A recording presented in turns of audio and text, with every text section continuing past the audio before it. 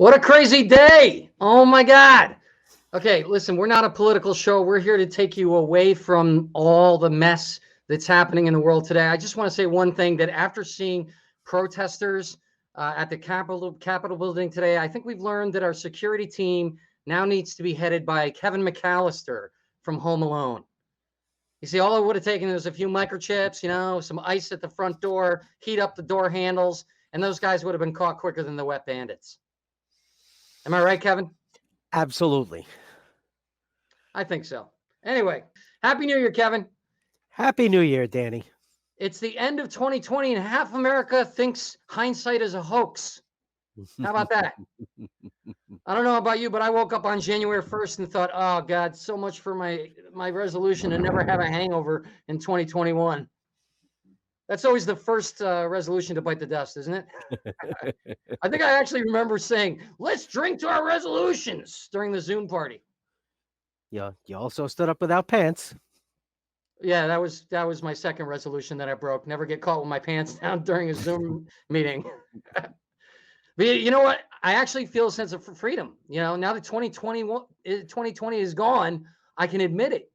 2020 touched me inappropriately. It's like my perverted neighbor moved away and I can finally talk about it. Show me on the calendar where it touched you. I think I'd have to show you on the calendar where it didn't touch me. I mean, it touched me in places I didn't even know I had. The New Year did not start off great either. I mean, aside from this whole thing today, I had some friends. They said, "Oh yeah, we're bringing you to a late Christmas party because we couldn't get together during Christmas." But you know what? I think they actually just wrapped all their furniture and I helped them move. Well, all's fair in love, war, and moving. Then, of course, this is the big one. Because of autocorrect, I accidentally messaged a female producer wishing her a happy new yeast. That's a small mistake. Yeah, it would have been if I didn't cut and paste it to 26 other people before I noticed it. That kind of infection it's not as bad as COVID. Yeah, but I still don't want to wish it on 27 people. They're not expecting an attack like that. Anyway. Just pretend you've taken up artisanal baking. You're constantly ordering yeast and send them a pumpernickel to stay safe. I'll tell them it's a new diet. That's it. The yeast infection diet. Guaranteed to lose weight. Hotter than paleo. Oh man. So I'm just happy we've made it this far. I can't even believe it. I thought the world was going to explode already. But this did teach me a lot about life, man. I came back to New York. I'm still got my place in LA. I don't know what I'm doing, but I mean, I've thought a lot more about family and all that kind of stuff. And by the way, did you know you know how there's always a national day for some inanimate object or some people or some president or something? You know what I mean? I support that. Well, there's a calendar. There's a National Today calendar that we found online, and it shows you every day someone somewhere in the world is celebrating something. So today is National Bean Day. So for all you bean lovers out there, here's your moment to shine or flatulate. So get out there to Chipotle, hopefully one of our future sponsors, and fill her up. Start your new year off with a bang. There you go. A big bang. Unfortunately, it's also National Cuddle Up Day, which those are people cuddling. You can't tell. It looks like a giant a man holding a giant penis in silhouette, but National Cuddle Day. Cuddling, I'm just going to go out on a limb here, but cuddling on a stomach full of beans is inevitably going to cause many to fart and hold their significant others under the blanket. I think it's going to also become National Dutch Oven Day. Maybe they like that, and they'll call it Dutch Lovin' Day. Or it could turn to National Divorce Day. I think that's every day. Oh God, especially during COVID. Have you seen the people?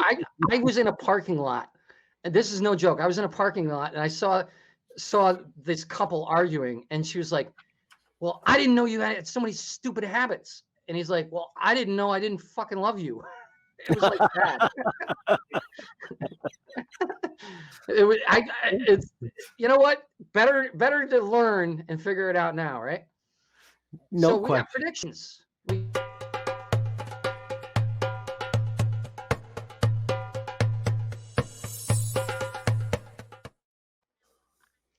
All right, so let me just get my mental prediction mind going here. We've got some predictions. I predict that the Bill Gates sex tape will be leaked. Much like Windows updates, there'll be big hype surrounding it. But what's featured is actually pretty disappointing. Turns out Microsoft is what he calls his penis. Good thing they got rid of most of the bugs on this one, but he does have a slight case of crabs. That's what I'm going to predict. I think I'll wait for the sequel to come out, 2.0. I like those banana underwear though. You know, it's a banana. You know, it's kind of a dig at Apple. All right, let me see. I got more. Let me think. I'm not. I should have a Swami hat. Like, wait, you know, you put it up too soon. You can, my prediction is already up. I was supposed to just be thinking of it. Due to everyone's online meetings, dress pants will completely go out of fashion, and they will begin to make suit boxers. These will be perfect for Zoom conferences and easy access whenever you need to loosen your tie. It's like the mullet of underwear. Business in the front, party out back. Instead of fancy cufflinks, there'll be fancy crotch links. I think your margin for error on that is less than it should be. I don't even know what that is. I don't know, but I see an infection. I tried the wool. Let's see. After Kiss, this is another prediction. After Kiss announces they're retiring from retirement tour, the long-tongued rocker Gene Simmons will hang up his bass guitar for good, and he will go into the field of pandemic medical research. That sounds exciting, and like maybe there'll be a lunchbox tie-in. I think he's gonna be working with doctors to improve gene therapy by creating Gene Simmons therapy. The doctors are gonna implant his special tongue DNA in patients and increase the length of their tongues together.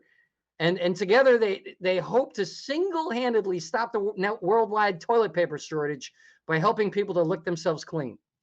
That's terrible. There'll certainly be a gift shop filled with merchandise. Oh my God. All right. So I am very excited about this show, folks.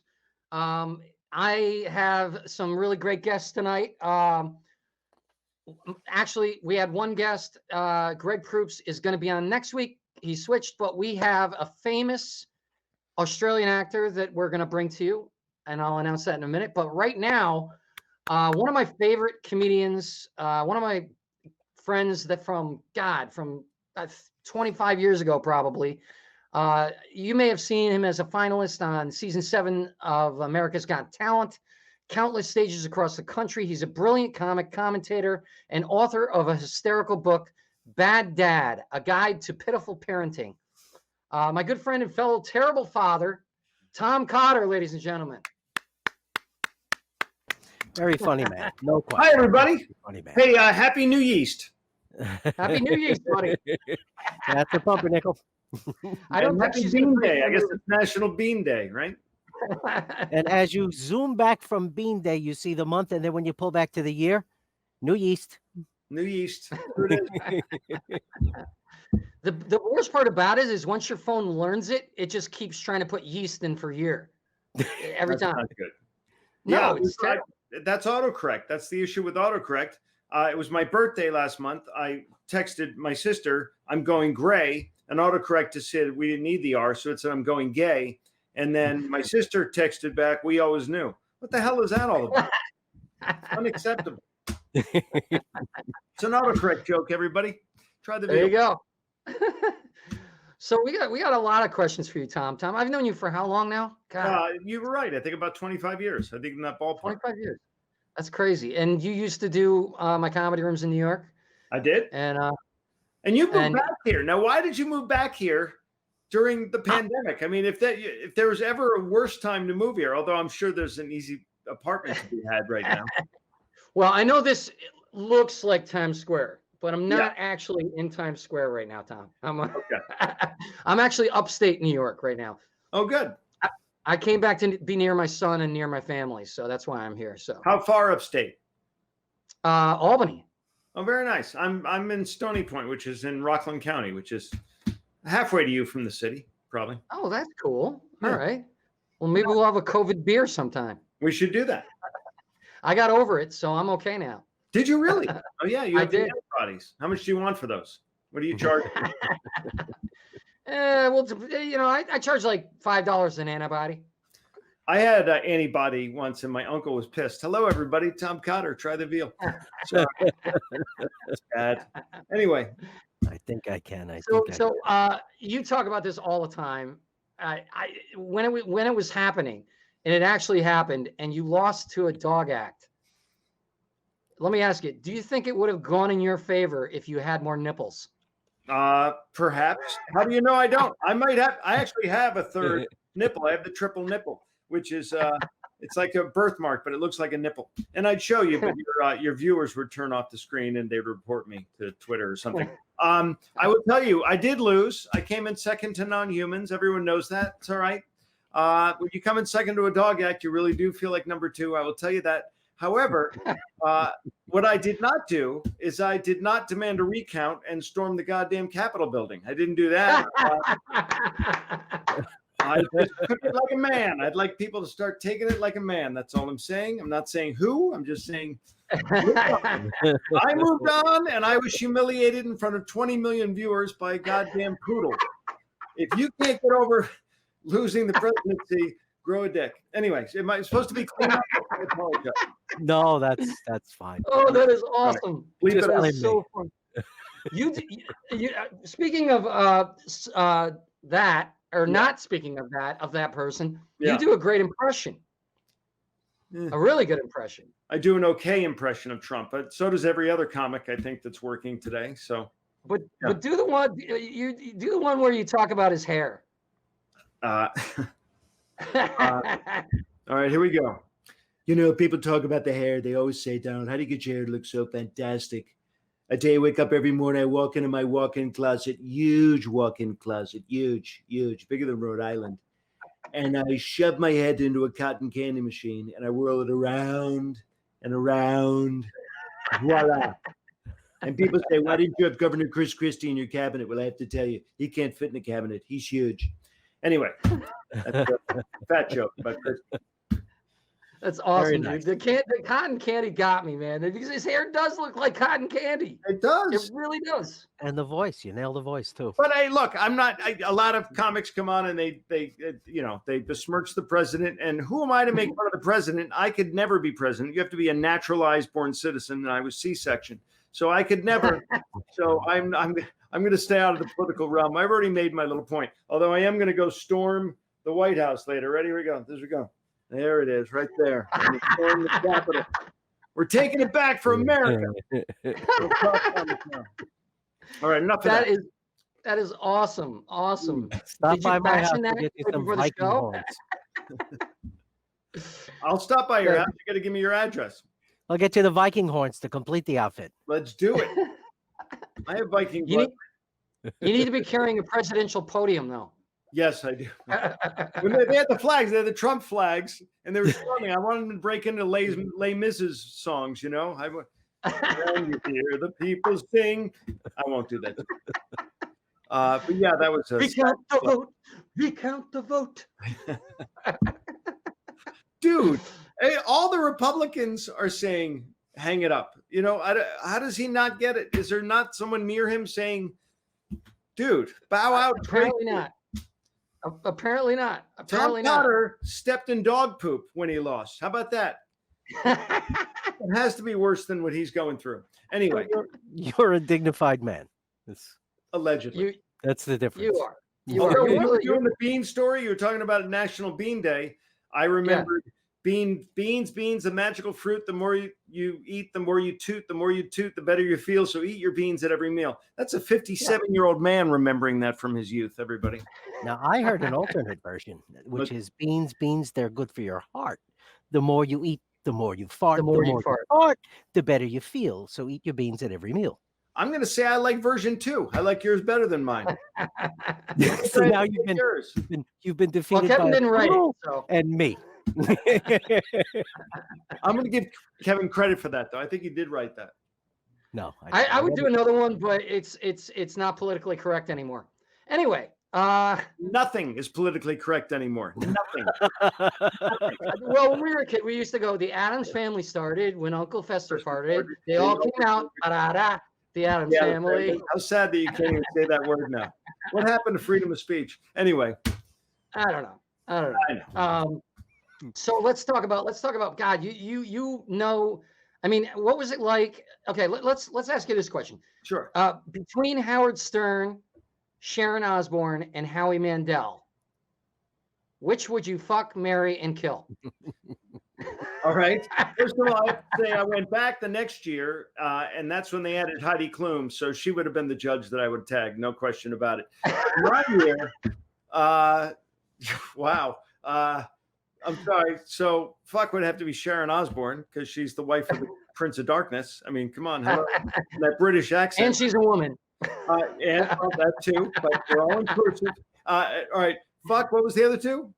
Marry and kill. Marry. I would marry Howard Stern because he's loaded with money. But so is Howie Mandel. People don't know how rich Howie Mandel was. But then I'd have to kill Howie Mandel. I don't want to kill Howie Mandel. I know that was a terrible position for us to put you in. Yes, it is. They were always going to judges. I mean, those were three. If you wanted to be a comedian on a show, I was very lucky to be on that show that year with those three judges because I went back for Champions and Simon hated me. Simon was. I saw that. Yeah, Simon. I don't know if people know this. When he was a child, he had a stick surgically implanted in his ass. And it's never been removed, and he doesn't know what humor is if it hit him in the face. Right? Yeah. But it's like let's see you do comedy, buddy. You know? No kidding. Let's see him get up and try. The guy's never told a joke in his life. I actually, when that happened, I have a Simon Cowell voodoo doll. When he gave me that, and you notice that I added chest hair, and these are there's many nails that I stick in here, and it's very therapeutic for me. And I pull his leg off sometimes because I can't. It's my prerogative.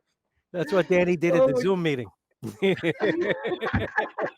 But I'm not bitter. It's all right. Oh man, I love it. I love it. Okay, so what kind of snacks did they have in the green room there? Did they get better as you moved up in the competition? No, they would get a big Subway sandwich platter every day, and it was a build your own sandwich, which the first couple of days was like, oh, that's really cool. I can make my own sandwich exactly how I want it. But by week 9, you're like, enough with the goddamn Subway sandwiches. I can't have any more. I'm done with cold cuts. But it was nice of them. I was the only one because we filmed it in New York. There were 5 final acts. I was the only one that got to sleep in my own bed every night. Everybody else had to sleep in a hotel across the street or Ramada Inn, and they all got a per diem, and I didn't even get a per diem. I made zero money on that show. How much? Zero. And I was the runner-up on that show. Not a penny. It's a game show. It's a winner-take-all game show. Well, yeah, but now, did you have to sign with them as manager, agent, or something like that? Because I know that sometimes they do that. They own you.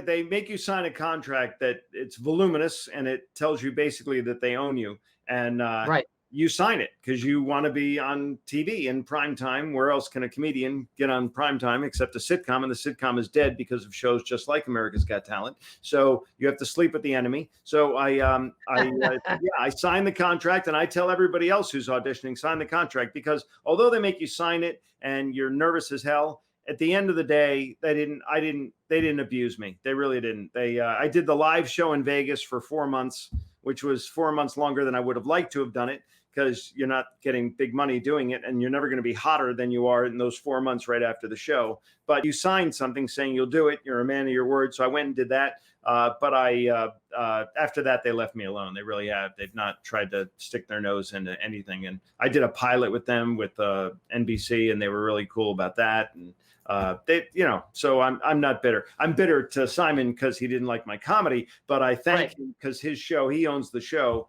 and that show put me on the map. So I'm forever indebted. Yeah. Well, I mean, he's always got to be the bad guy anyway. I mean, that's part of the show. Yeah, he didn't like Dan Natterman either. Who doesn't like Dan Natterman? Who's hysterical? And I'm like, awesome. Are you kidding me? And he he X'd him like 10 seconds before the end of his act. He had already gone through 2 minutes, and he had like 10 seconds left, and that's when he X'd him. And the audience loved Dan, and the judges loved Dan, and they were very good to me as well. It's just Simon. British people don't get American humor, because Piers Morgan was a judge on that show years ago, and no comic ever went past the quarterfinals when he was a judge. Wow. Yeah. I forgot he was a judge on that. It's not fair, because we like British humor, right? Don't we? We like Monty Python, and we like that funny stuff. But I used to stay up late at night. I used to stay up late at night to watch Monty Python and Benny Hill. Oh yeah, that's it. Benny Hill. Oh my God. Benny Hill. Oh my God. Very slapsticky. It was the perfect. But Monty Python and the Holy Grail is top 5 funniest movies ever. I'm sorry, in my opinion. Absolutely. Life of Brian. Those guys were hysterical. See, I like the Brits. Yep. Me too. So you're for our listeners. I don't know if they know, but your wife, Carrie Louise, is a comic as well, and she is. I love her. You guys, I saw you. I hung out with you guys all the time in the city. Does having a comedian for a wife make arguments at home better or worse? We're a comedy couple. We do more laughing than fighting. She does a lot of laughing, mostly in the bedroom, and there's pointing involved, and it's very disconcerting. But I love her, and she loves me, and we do have arguments. She went further than I did on Last Comic Standing, and don't think for a minute I don't hear about that at least once. That comes up all the time. Wait, what happened? By the way, I went further than you on that show. But gotcha.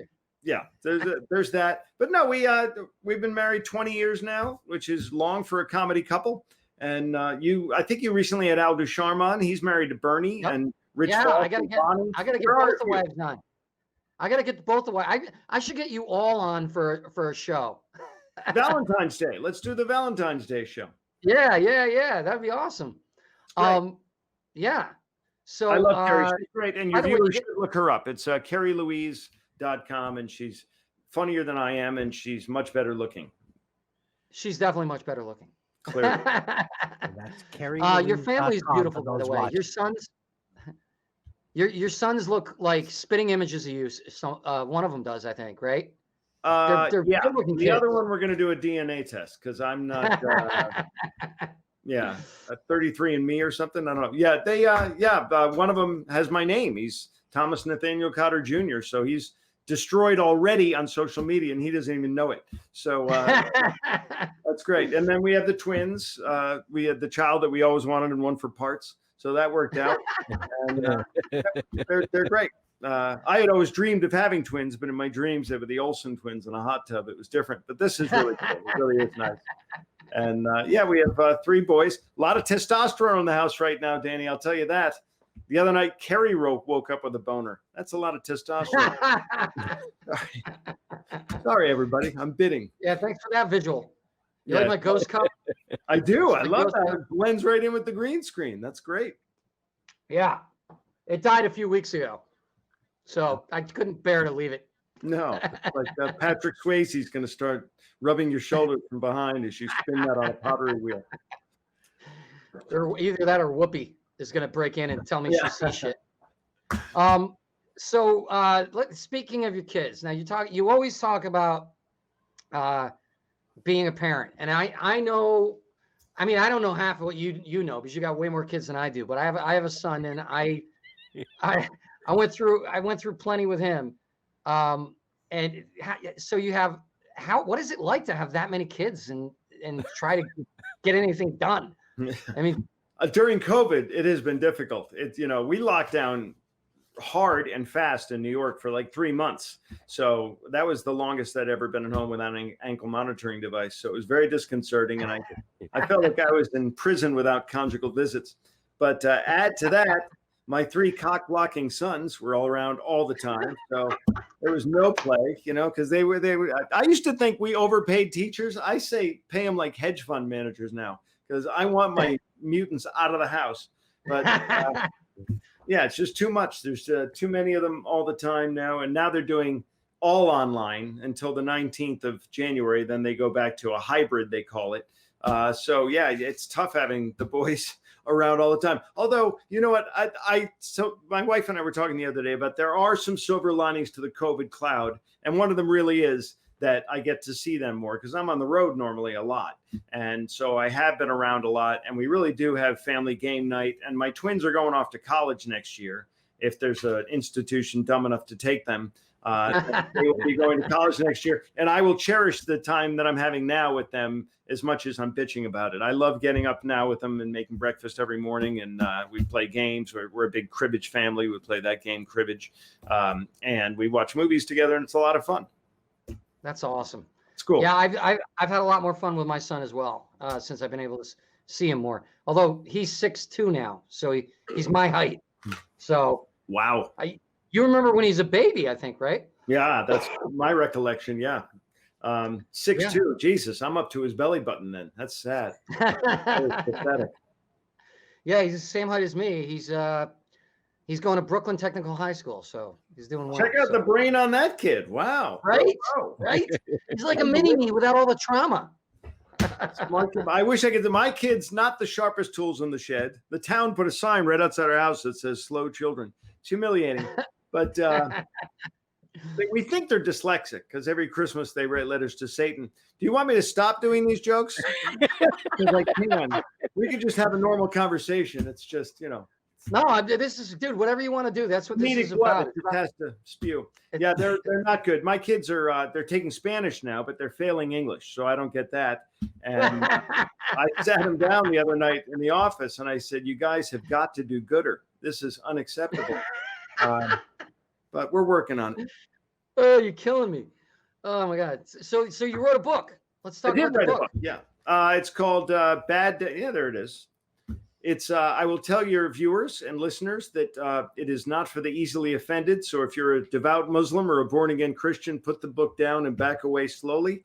Because I did the Huckabee show. Are you familiar with Huckabee? He's a minister. He used to be governor of Arkansas. He has a show on TBN, and it's much like a Tonight Show, kind of, although a little more Christian slant.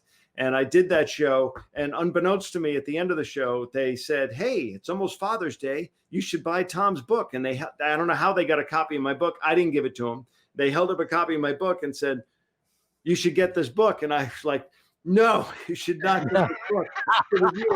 Under no circumstances get this book." And people bought the book, and one woman sent me a video of her literally ripping the pages out of the book one at a time. She had purchased the book because I did this real clean set on Huckabee. So they thought, and I wore red, white, and blue pants. They thought I was like the squeaky cleanest guy in the world. And then they heard some of the vile stuff that is contained within this book, and they were outraged. And so I had to write a couple of apology emails and stuff. I had to refund the cost of the book to a couple people. So that's my warning. It's a fun book. Carrie wrote one the same year. My wife called Mean Mommy. So our kids are doomed, basically. And, it's a lot of fun. I just had over 35 years doing this. You collect all these one-liners. It's basically a bunch of one-liners about parenting. And so it's for the ADD people, and you can bang it out in the average bowel movement. It's really quiet. You can get right through the book. And the whole book? I recommend it. It's literally. How long is your bowel movement? Well, I have some issues I don't want to discuss on the air, but yeah. It also sounds like the only place in the house you could get them in it. That's true. Yeah. You should write a bigger book so you can stay in there longer. No, I'm a video game guy. Did you ever see the 40-year-old virgin or no, not the 40-year-old virgin. I don't know, some movie about turning 40 that Judd Apatow did. And the whole time, Yeah, that's every time he 40-year-old virgin. every time he takes Yeah. This is 40. This is 40. That was it. Every time he takes a dump, he's playing video games on his phone. That's me. I'm done with my movement an hour earlier, but I'm stuck on a game. And then you get up and you get the ring around the buttocks because you've been sitting there. Your legs are laid. Your legs, you can't move them because they got no blood in them. Yeah. You didn't even do a courtesy flush. You were sitting there in that stink for no reason, playing the game, probably losing. How was my life? Jesus. And I lost to a dog act. How's your year, everybody? Happy New Yeast. Yeah, you want to really reevaluate your life? Go to the bathroom without your cell phone. Oh, no. Dude, I don't know what to do. I literally don't know what to do. I'm in there. I need reading glasses now. I'm so old to look at my phone. So sometimes I'll have the phone. I'll sit down and I don't have the reading glasses. Now I got a useless item in my hand that I can't read. And I'm like, I got to go back to when I was a kid. I took a dump and get off. Just do it. No, just do what I do. You know, pinch it off halfway, run out, get the stuff you need, and come back and finish.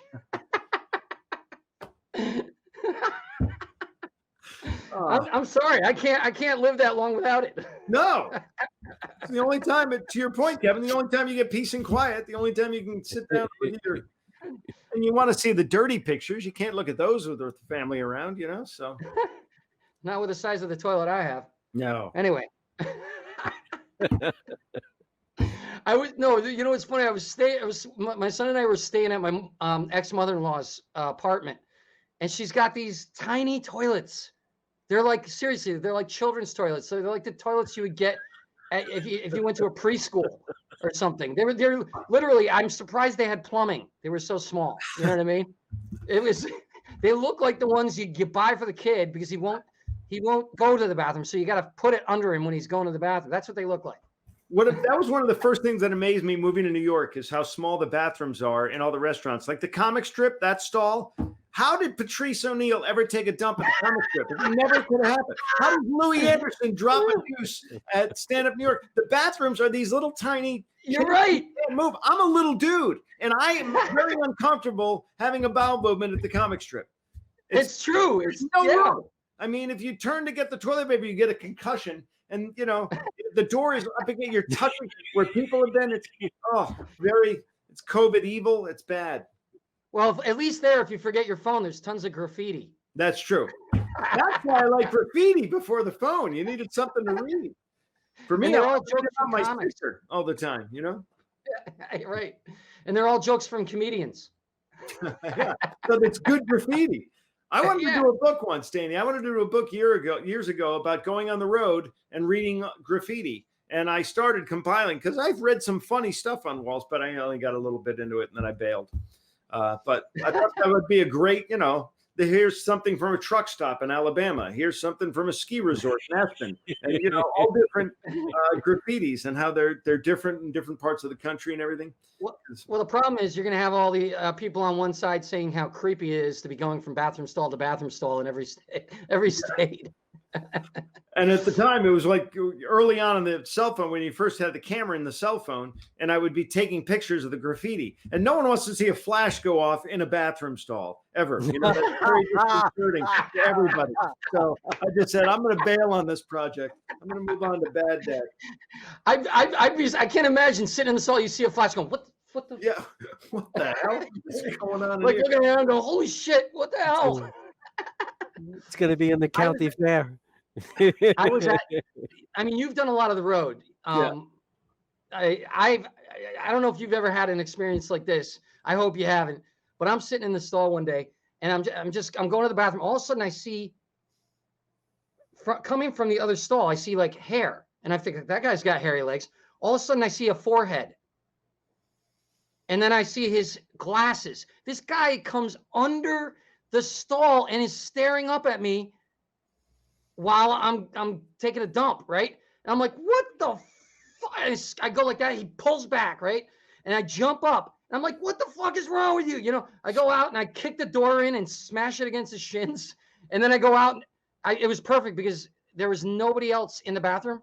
And there was people all over the place. I go, Excuse me, everybody. The guy that's about to come out of this bathroom just stuck his head under the stall and tried to look at me while I was taking a dump. Shame. So Shame that man. Everybody was just waiting for him to come out. If his head is at foot level, which it was, you should have just kicked the shit out of his skull. Dude, I was in shock. That is weird. I was like, what the? And then he pulled his head back before I could even think about what to do. You know what I mean? Right Anyway. after AGT, I was in a bathroom. You know, people talk to you. They just want to talk to you. But the bathroom, as all guys know, is off limits. You stare ahead, no conversation. You urinate, you get the hell out. Right. Now you wash your hands. Before maybe, but now definitely. Anyway, but now this guy followed me into the bathroom to talk to me. I went into the stall and I shut the door, and he continued to have a conversation with me. And I'm like, you know what I'm about to do? I'm in the stall. Are we really going to have this conversation? There are boundaries people just won't step over. I also pissed next to Steven Tyler once at a rest area in Massachusetts on the Mass Pike. Really? Tyler from Aerosmith. Yeah. I was taking a piss, and he comes in. There's like 5 of the urinals he could have gone to. He went to this one. He wasn't hitting on me or anything. And he stared straight ahead, and I was like, holy shit, that's Steven Tyler. And I finished and I come out, and people had already seen him walk in. So they're outside with their cameras and everything to take a picture of him. And I was like, oh my God, and all my friends said, you had to look at his cock, didn't you? You had to. It's Steven Tyler. I didn't. I followed the guy rule. I looked straight ahead. I have nothing to report about. I could tell you it's bigger than mine just because I'm guessing, but I never saw it. You know what's remarkable about that whole story? That's exactly how I met Louis Black and Billy Zane at the urinal. Really? Yeah. That's a great Louis Black, it was at the Boston Comedy Festival, and he kind of knew me, and we just talked. But with Billy Zane, it was at the LA Opera bathroom, and I think he started talking to me. It was weird, but he was cool as hell. Yeah, it was very, very cool. But, I love those encounters. Those are fun. Yeah, but if you ever feel like a celebrity's hitting on you and you don't want to hit on you, all you got to do is say, yeah. So I got this movie to show you. Can you wait here? In a good mood. I was in a bad mood because today I found out my brother has a psychological issue where he rolls on the floor underneath bathroom stalls and looks up at people. And, we're really worried about him. Anyway. Is he traveling? Tom, where can people find you? Rehab usually, but if not there, I'm on a plane on Saturday to go down to Florida to do a private gated community, but that's not when we could see. Where's my next public? I do a lot of these Zoom shows where you feel like you're a screensaver. But you got a website. Oh, yeah, TomCotter.com, and I'm all over social media. At Tom Cotter Comic is Twitter and Instagram, and I'm on all the other crap that you have to be on when you're doing what we do for a living. Where can they buy your book? The book's on Amazon and other places, but that's the easiest one to say. And again, it's not for the easily offended. Right. But a lot of this material will be on the final exam, so I have to recommend it. So before you go, we have this new technology that I don't know if you heard about it yet, but we have this. It's exclusive to the Danny McDermott Show, and I wanted to show it to you. It's where you can actually take videos with animals in them, and put the video into the technology, and it will read the mind of the animals, and it will give you it will say what the animals are saying. It's just amazing. Let's roll this. Animal mind reading technology.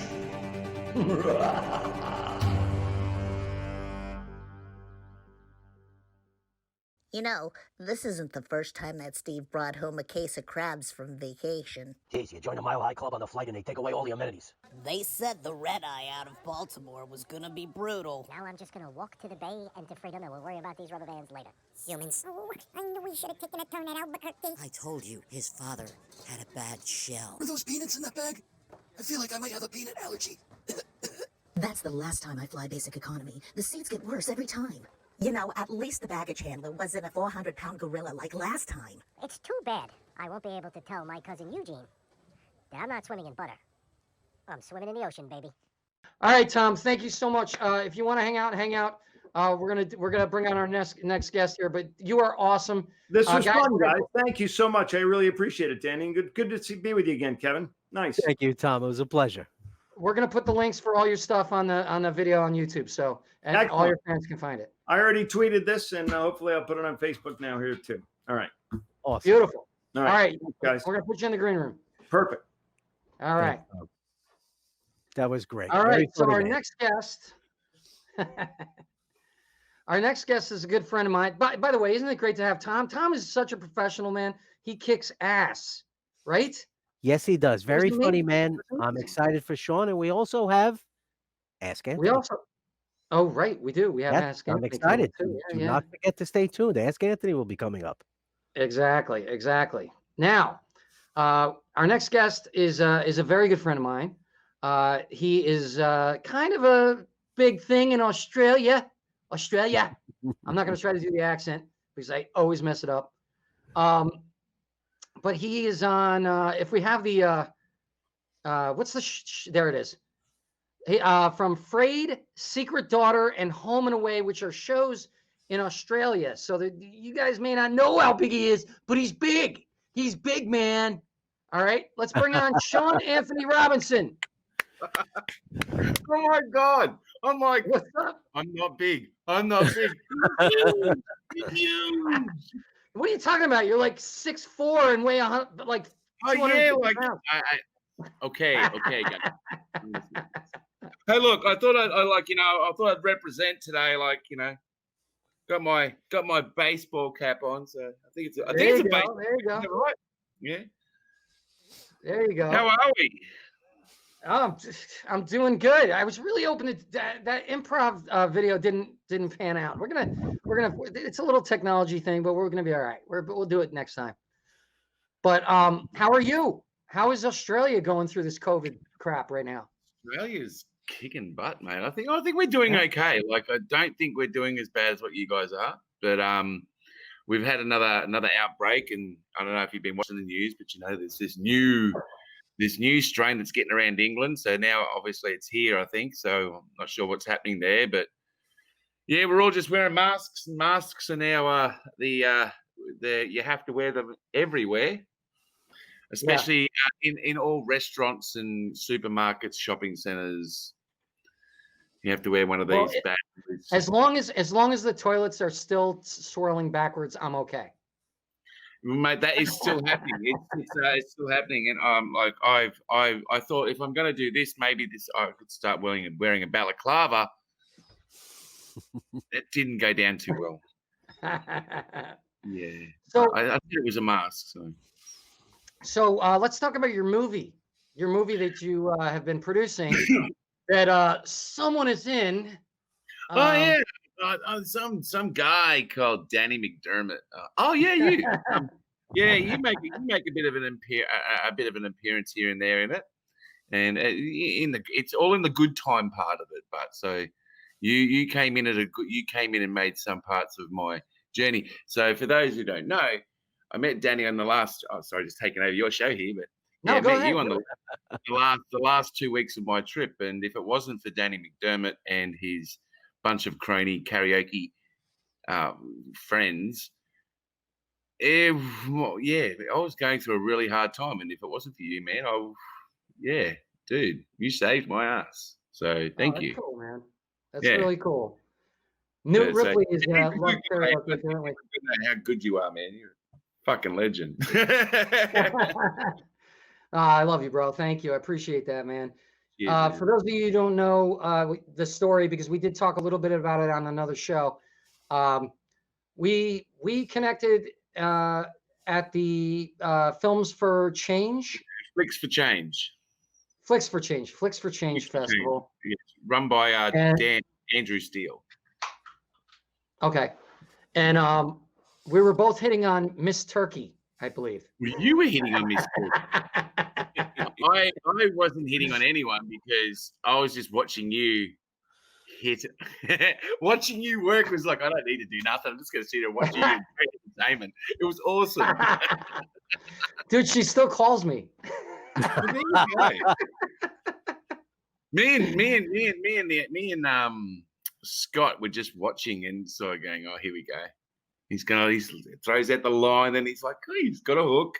You gay, man. You talked your way into her little mind. Oh, that's for sure, because she kept on calling. Well, her, so. You're making me sound like a player now. I'm not a player.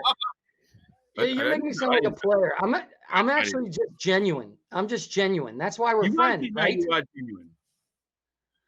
Yeah, I'm just genuine. What the whole world today, before COVID especially, nobody was looking each other in the eye and really having a real conversation.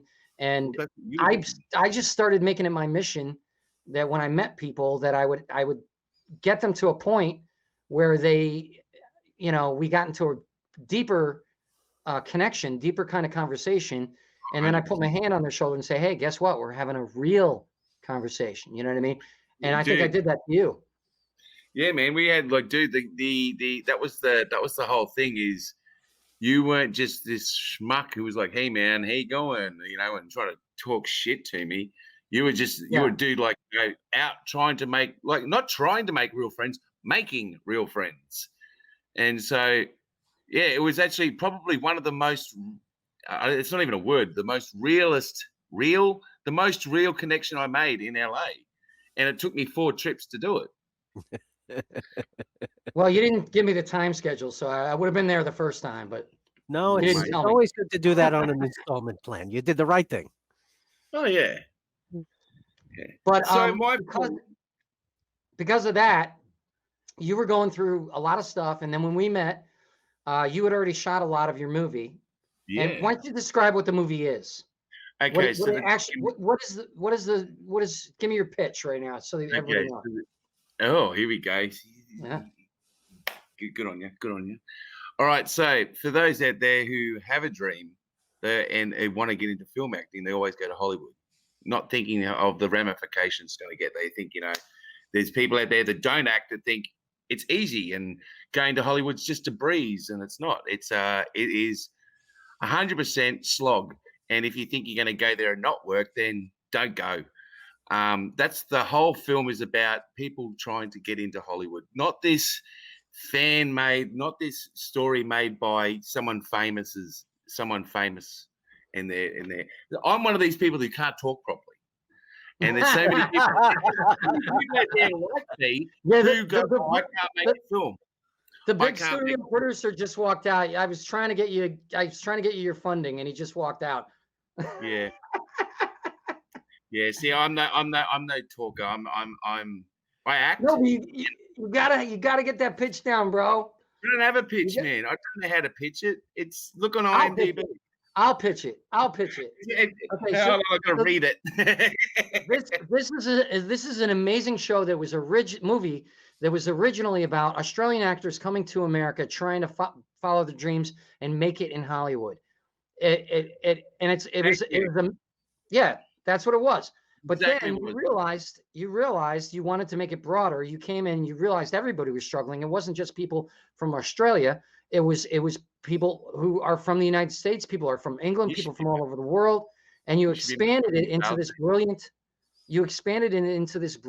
montage of actors and their stories and how they've gone from where they were and either left the business or made it in the business, or all the different ways you could go. Dude, that's exactly what it was. That you see, I just said you should be my sales agent. Holy shit! See, yeah, dude, that's exactly what it is. It's about the highs and the lows of Hollywood, the real ups and downs, the real hard truths about what it takes. People leave from. I thought that people just go from Australia over there. You've got people in Los Angeles or in New York, so you came from New York all the way over to Hollywood. You're saying goodbye to all your friends and your family and everything like that to go and run after a dream that may or may not happen. But if you don't get out there and have a crack at it, You're never going to know. It's like the old saying, you never know if you never go.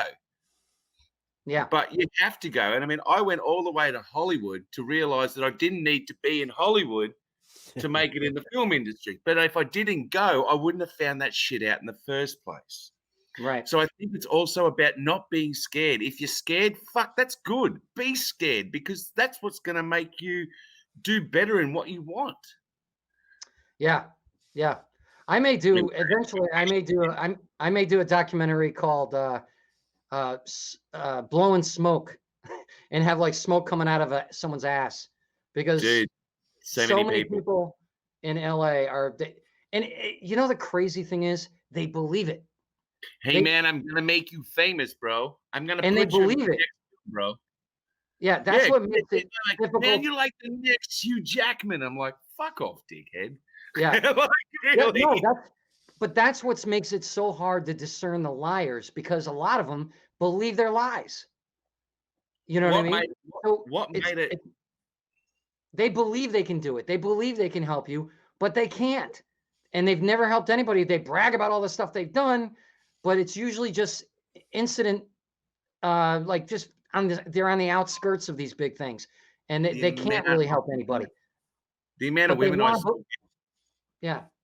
the amount of women I saw get stuffed over and get given that string, like that crap's still happening there. And I was like, that, and I was one of these guys. I'm like, is it really happening? You know, is it really? And then when I got them, like, hey, this is fucked up. Like, seriously, like I was watching women get thrown around, like, you know, like treated like, you know, you've got to go and do this, and you've got to do this, and you've got to do this, and you've got to do this, and if you don't do this, you can't do this, and you can't have this, you can't have that. I'm like, what the fuck? Just let them be them. You're too fat, you're too skinny, you're too, you know, you're not pale enough, you're not dark enough, you're not tall enough, you're not skinny enough. Like, fucking hell. Isn't making film about showing what, emulating life? Yeah. In emulating life, we are all real people. So when I go and watch a movie, I can't stand watching a movie that doesn't have someone of, you know, a real color, you know, like a real diverse cast, you know, because when I walk out my front door, that's what I see. Yeah. I mean, here's the thing. I think the key today, a lot, and I knew it when I was, you know, starting out in acting. I figured it out quickly.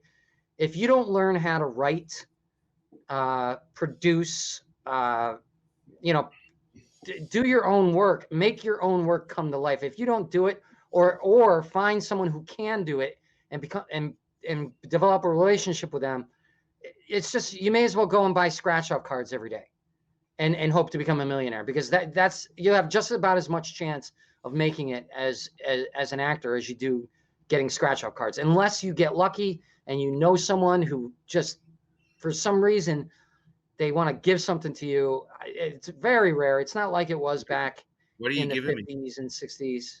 A scratch off, it sounds like.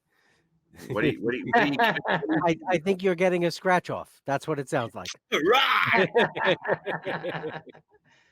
Where's my back scratcher? I got an itch. You're 100% right, man.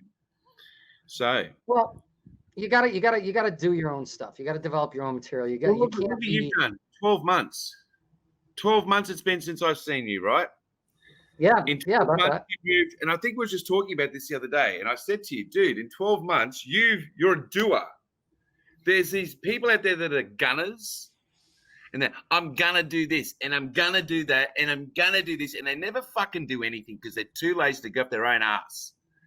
Yeah. I'm going to do this, and bang, you're fucking doing it. But you've worked at it, and it's not like you've had a breeze. It's not like it's been a kick-ass fucking year for you. Nah, you know, it's been a tough with everything, man, like everything, personal and all this COVID shit. But you still got off your backside and give it a crack. And it's people like yourself. And I think I'm proud to call you my mate, because I sit there and go, dude, this dude's actually doing it. You know, you've got all these guys. You built yourself a team. Well, listen, I wouldn't be able to do this without my team. I'm so grateful. I'm so grateful. In fact, let's bring them on for a second. Let's bring Carrie on and Susanna on right now. Hey, They're pretty Hey, kick guys, ass. how's it going? And I both love of them So, are. I the did life not of the prepare. show. Glad to be on. Carrie makes the show funny. Susanna So- makes the show shiny and professional. And we also have Steve over here, but I can't. He's not in the green room right now. So Steve but keeps it mysterious. Steve's helps me set up this studio every day. He gives input on the writing as well, and he's Steve been added really me on good. Facebook. But I wouldn't be able to. Save the salad Here's the back in thing. the green room. Here's the thing that I always tell people: you got to surround yourself with good human beings that are, you can't surround yourself with people you can't trust. It doesn't matter how talented they are. If you can't trust them, then forget it. You know what I mean? So this is a team right here of talented people and people I trust, and I'm grateful to have them helping me No, make this show. they're funny, man. wouldn't- You should see the stuff they're in right behind the scenes. Oh, sorry, I shouldn't say anything. Just joking. No, it's funny. We had a writer meeting one day, and it was so damn funny that I am going to talk to the writers about this. We're considering doing writers meetings. I was considering it. I don't think I brought it up to them yet, but doing writers meetings and recording them and then editing them down to the best moments. I think that would be a lot of fun. I think people would love that. So that's another thing we're thinking about doing. One meeting we had in particular makes me laugh every few days. Every time I think about it, I just laugh hysterical because that's how funny it is. Legit. I know what one you're talking about. Oh, God. Funny for the audience. All right. So what happened was we were upset about a previous show. We were upset about how a previous show went and how somebody got involved and messed things up on the show. And we just started making jokes about it. And I was like, well, maybe if I tell that person that I got a message from God, I won't offend them. And I'll say, no, God wants the show to go this way. And then they won't try to screw with us anymore. And so I put on this angel music, like this. And I just started going, so I spoke to God, and God did not like the last show at all. He said, Yes. And I went through this whole thing, and I was just riffing and just saying funny, stupid shit about the people we had on the show and all this other stuff. And all of a sudden, Kevin, what did you say, Kevin? You go, she's watching. She just commented. Yes. She just commented. Yes. She just commented on it, and I was like, "Oh my God!"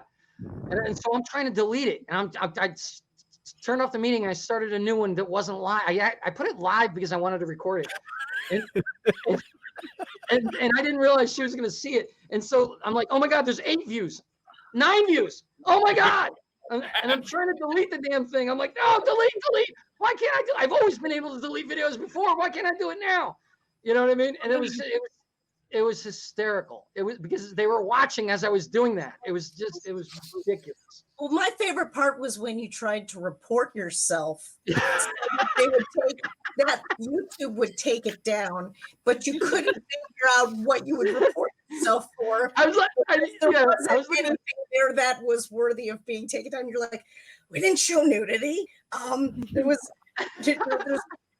no anti-Semitism. Yeah, no racism. Anything that I report here, I was like, anything that I report here is going to make me look bad. It's going to make me look horrible, like a horrible person, right? And not only that, the people at Facebook are probably looking at it going, why is this guy reporting himself about a horror? And they thought I was kidding at first, too. So when I said no, they were watching. They were like, no. I'm like, yeah, watching and commenting. Definitely. 100% real time, definitely watching. And she was like, no, really? I'm like, yes. I'm like trying to delete. I'm like, it won't work on my phone. It won't work on my computer. But the church music in the back was the stuff. That was what made it really, really funny. It was a perfect storm of funny and uncomfortable. It was perfect. It was perfect. It was epic. It was epic. Anyway, so I'm gonna get back to talking to Shaun here. I love these guys. This is why the show is good. They're really good. That was good. Yes. Good team. They Good are team. very talented. Very, He's very such talented. a humble dude, man. That's such a cool thing to do. Well, I mean, look at it. You know, until we get sponsors. You know, I got to make sure they know they're loved and they're know how much I value them, because I mean, I can't even believe I'm. Until you get sponsors. Well, yeah, we don't have sponsors yet. We have. As soon as you get sponsors, hit the road, ladies. That's great. No, Yeah, then I'm kicking them out. Yeah. figure that shit out yourself. I'm busy. I got sponsors. Curve, girls. Get out that corner, make me Now I some can money. hire a real star. I really appreciate everything. Is that a letter from a sponsor? Kevin, you're the first to go. Okay, I accept that. Anthony isn't ready to go. So Kevin, so just don't slip up anymore. Okay, I want to talk about one more thing before we bring on Anthony. Yes. Tell us about that big show, but you couldn't talk about it on the last show. So I can still only talk a little bit about it. I can talk a bit about it, but I can't talk lots about it. So there's a show in Australia called Home and Away. So that's where Chris Hemsworth and Margot Robbie and all that, they all got their big go on that show. And I managed to get myself a small little role on the show, which ended up being the cliffhanger of the year. So my face For was Americans, the that's year. That's a year. That's Year. yeast. That's yeast. Yeast. That's yeast, man. I was like the cliffhanger of the yeast. That's Yeah. Yeast, man. It was like really smelly. No. Well, look. So gonna make a lot of You dough with went folks like that. you went there.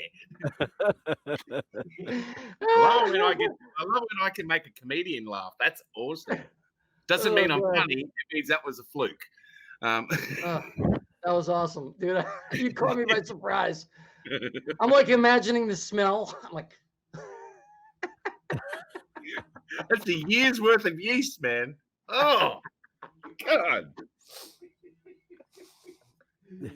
oh God. Holy Nice. shit. I was wondering why you're floating. I was wondering why you're floating above the bed.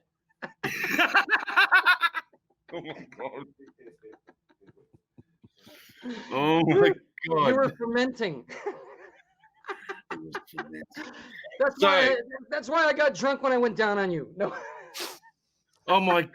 So bad. Yeah. So bad. Oh, this is not a children's show. Okay. Rated R. Rated Danny McDermott show. Rated R. Oh my God. I am not this guy. Hey, when you do your I voiceover, swear. man, you need me to do your voiceover. You need me to do, your hype guy. I need to be your hype guy.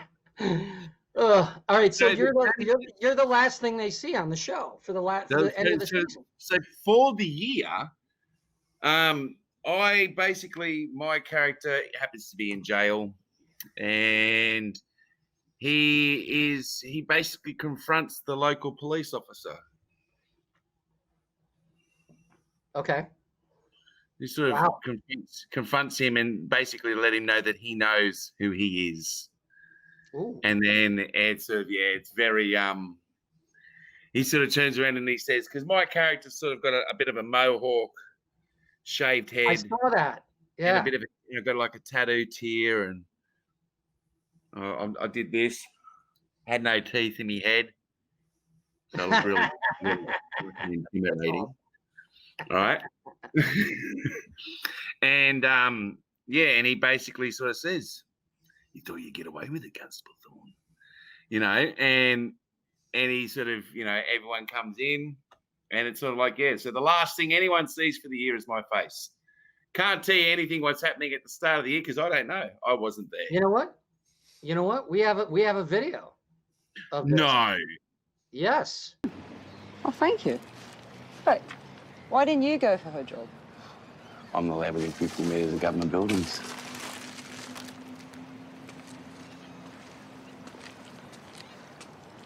The guy in the food truck, that's from a television show on the ABC, English and Australia, called Frayed.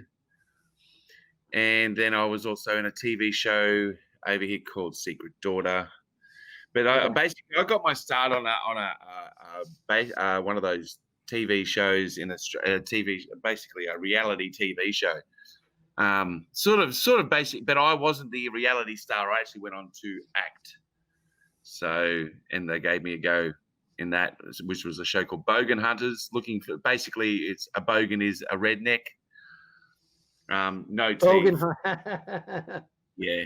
So I did that, and then I sort of broke away from doing that style of acting, and did some drama school, and ended up doing more stuff.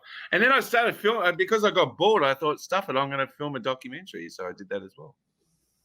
Well, you're a solid actor, and you're a good friend in my book. And where can people find you? You can find me on Instagram at I'm Shaun Anthony Robinson. It's right there. You can find me on You can find me on Facebook, Shaun Anthony Robinson. I'm Shaun Anthony Robinson. And also you can find me on downunder.actor. So www.downunder.actor. That's actually a great one. And they'll take you straight to my that's the one. So they'll take you straight to my webpage. There, I think you might even see a photo of yourself. Actually, Danny, I think you're actually on my webpage. Really? There's a picture of you on my webpage with Scott and Bill Parks. Oh, cool. Yeah, dude. So that's what, but you're on my webpage, I'm pretty sure. But yeah. And they'll take you to my IMDb and all that, so you can see what all the films are on. And if you want to book me, you can book a solid Australian actor to play in one of your films in Australia.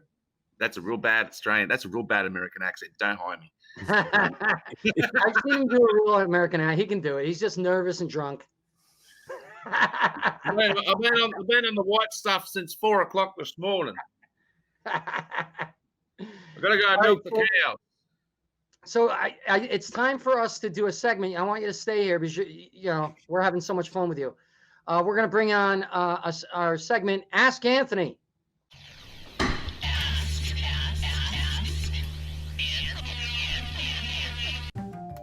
What are the best movies to kick off the new year?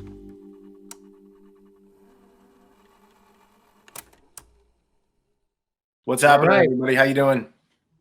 There we go. Good. Good, buddy. How are you? Things are well in the 1980s.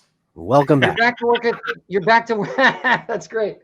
You're back to work at South Park now, right? I am, yeah. Monday was the first day, so we are working remotely.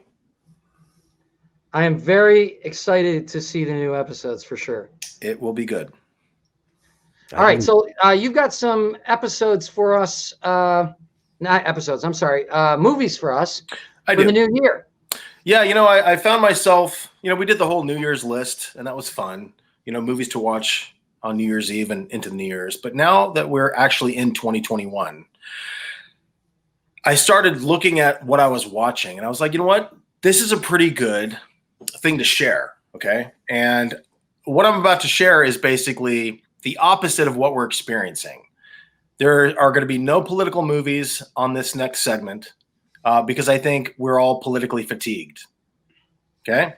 So how to start the new year, how to start your tone, this is how you do it. And here's the first film. Oh, yes! Love it. Okay. So this is Peter Jackson of Lord of the Rings, the director of Lord of the Rings.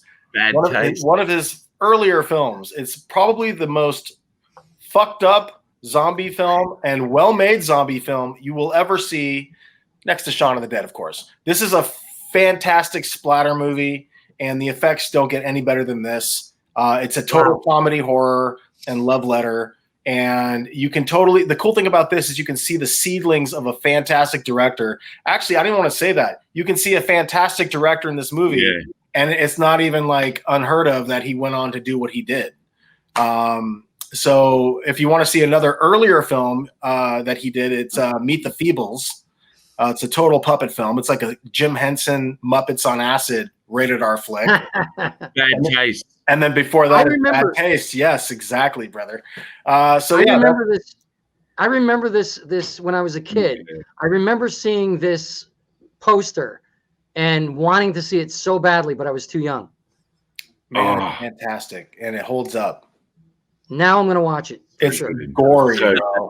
But it's like it's a splatter film, so it's like cartoon. Like, gore, right? I'll just make sure I'm eating chili at the same time. Please do, please do, dude. This movie is totally like on my replay list, like lifelong replay list movies. I can watch this anytime. I can watch Mr. Mom anytime. Okay, those are the movies. So there you go. Go figure. All right, awesome. The next one. Absolutely. Oh yeah. Yes.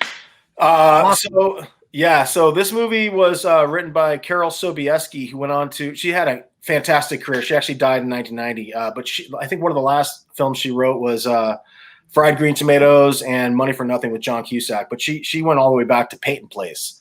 I mean, so she had a hell of a career. But it was also directed by Richard Donner, and it also stars obviously Richard Pryor, but Scotty Schwartz, who went on. Actually, before that, he was in what was it? And the great Jackie Gleason. Well, of course, absolutely. Richard Pryor, come on. I love Jackie Gleason, but like I'm kind of a Richard Pryor fan. Oh no, God bless you. I saw the Kidco thing, but yeah, Kidco is great in '84. But Scotty Schwartz, he was in A Christmas Story. But yeah, this movie unfortunately gets panned every now and again because they feel like Richard Pryor kind of sold out and started doing these movies that weren't like, you know, more artistic enough. But this movie actually has really good messages in it. It's like how to be a good father. There's race relations involved and and commentaries on that and just about friendship. And it just holds up. It's just a funny movie. So I totally recommend this in terms of starting your 2021. What else you got? Yeah, one of my favorites. One of my favorites. Amazing. Amazing. Now, here's the deal. All these movies, obviously they're VHS, but all these movies are totally streaming. So if you got, Prime, Netflix, whatever, just search it out. But Arthur, I got to say, is one of the funniest screenplays ever written, in my opinion. The writer-director, Steve Gordon, unfortunately died a year later. And, he really knocked it out of the park. And it's, in my opinion, Dudley Moore's best film. And Sir John Gielgud, who plays Hobbs, is his butler, is just so fantastic. But great movie, totally funny, totally holds up on my recommended list. Just remember, don't watch the remake. The remake was horrible. Don't watch. Yeah, watch I almost. original. Yeah, because there's a lot of young people out there who are like, I don't watch old movies. Let me tell you something. This movie, you will love it. You will love it. Even if you're young, you will love it because it's amazing writing, amazing acting, amazing direction. One of the greatest movies ever made, in my opinion, as well. Yeah, fantastic. And I got to say, I actually tried to watch the Russell Brand remake. I was totally angry that they made it. But I'm like, I'll give it a shot. And I put it on 10 years ago on demand. And I got 5 minutes in and it stuck. It wouldn't play anymore. I'm like, that's a sign. I'm done. I never saw it. And I actually don't dislike Russell Brand. I think he can be talented in the right role. Yeah, but he's not Arthur. He's just you can't remake that movie. It's fantastic. So I've got a couple others. So what do we got? Okay. You see how I lean? I'm a leaner. The jerk. For 2021, man. Okay, so Steve Martin and Carl Gottlieb and another gentleman wrote the story and screenplay for this. It's a Carl Reiner film. He died last year. God rest his soul. One of the funniest movies Steve Martin has ever done, and that's saying a lot. Totally holds up. Bernadette Peters is a gem in this film. It's just she's beautiful. Yes, but she is. I mean, opposite him, she's hilarious. Funny. Mason. Yeah. So I mean, just like I think. For the tone of 2021, just ease into it. Just stream The Jerk. If you like to watch VHS like I do sometimes, watch The Jerk on VHS. That's fine. But it's just a hell of a movie. And especially if you're interested in comedy, The Jerk is it. Now I got to tell you, there's two kinds of people in the world: those that love The Jerk and those that hate The Jerk. And the same can be said about What About Bob and Zoolander. So there's two camps. All great movies. Yep. Well, that's why we're all great movies. Yeah. Exactly. So if you see a blue sedan pulling a small church, that'd be the one. Now, I've got to tell you, gentlemen, being that I'm in an 80s video store, for the next segment, I'm going to have to go back to the future. So You know, it's funny. I was actually talking to Susanna, and she had a really good idea about, you know, streaming suggestions. So I want to actually offer that as opposed to just some old, dated, which I love, films. So for me to do that, I'm going to have to go back to the future. So, Doc Susanna, take us to 88, please. All right, I'm back. Okay. Yes. Yes. Now, here's the deal, gentlemen. Here's the deal. I recognize I'm wearing some dated gear, 2015, right? I get it. It's fine. I like it. It'll come back probably in 10 or 15 years, but this is a fly style. All right, so my streaming suggestion is Cobra Kai Season 3. It's streaming on Netflix right now. It once was on YouTube Red, but now if you haven't seen any of it, because YouTube Red was like, no, we want $500 for a membership. Netflix has it all. So they have every season. So I think you should dive into it. It's super cheesy and super faithful to the whole franchise, and it's awesome. Yep. You know what I love about that? You know what I really love about that is the great. It's cheesy and it's cheesy. It's stupid, but it's funny. But it's the acting is really good. But here's the thing I love about it more than anything is that the characters, they show why they're upset about things, and they show the growth in the real growth in the character, not just fake. You know how sometimes they write a series and they're like, well, this guy's been good, let's make him bad now, and then for no reason his character changes and acts bad. This actually goes through, and you see the struggle of the guy who's the bad guy sometimes.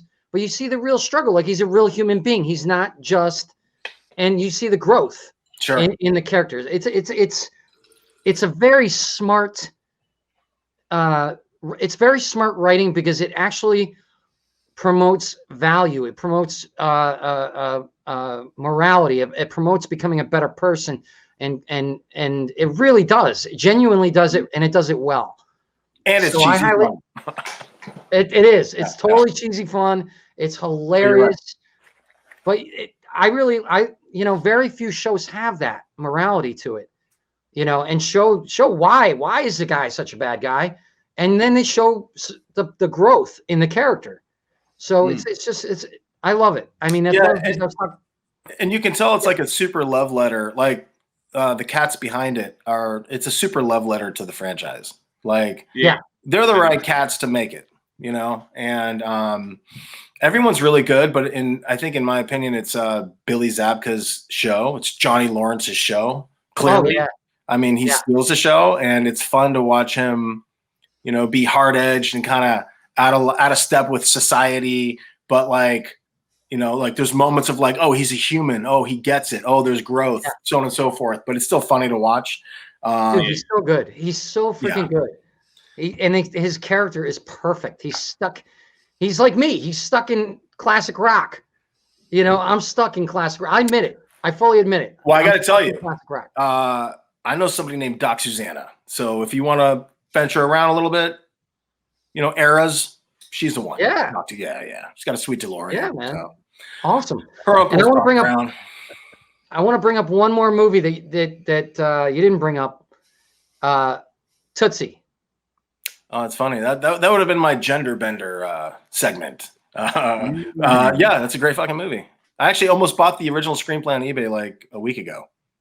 Really? Yeah. Dude, it's one of the most perfectly executed comedy dramas that I've ever seen. Oh, I mean, it's superb actually, and it's a killer commentary. Not to be like, but it is. And it's pretty flawless. It really is. In fact, it's funny because it's a movie I watched a lot as a kid, but I didn't get it because I was like 5, 6, 7, 8. I just thought I was like, oh, look at him do his thing. And I started watching it probably within the last 10, maybe 15 years, and just appreciating it for what it is. And Bill Murray, Terry Garr, fantastic. So. Oh God, Bill Murray was so hilarious, and oh my God. All right, we gotta go. This has been a long show, but I gotta get back to the 80s. So, yeah. All right, buddy. All right. Hey, thank you again, everybody, for watching the show. Thank you, guys. Shaun, thank you for coming. You're only the second guest to be on the show twice, so you should be honored to be on our 10. I am very honored to be to be on your show again. It's all right. Well, thank you. Thank you, man. I Guys, love your work. I love you, bro. I love my team. I love everybody. Let's make the world better, and let's have many, many more great shows. Guys, Great show tonight. But check out the show. Donate. There you go. If you want to donate there. And if you know any sponsors who want to sponsor the show, feel free. Next week, we got Greg Proops. Yes, from Whose Line Is It Anyway? And Danny Lobel. So it's going to be a great show, guys. I love you. Thank you for watching, and we'll talk to you. Have a good one. Good night, and thank you, Tom, too. I'm going to keep looking through the cracks here with my blue glasses.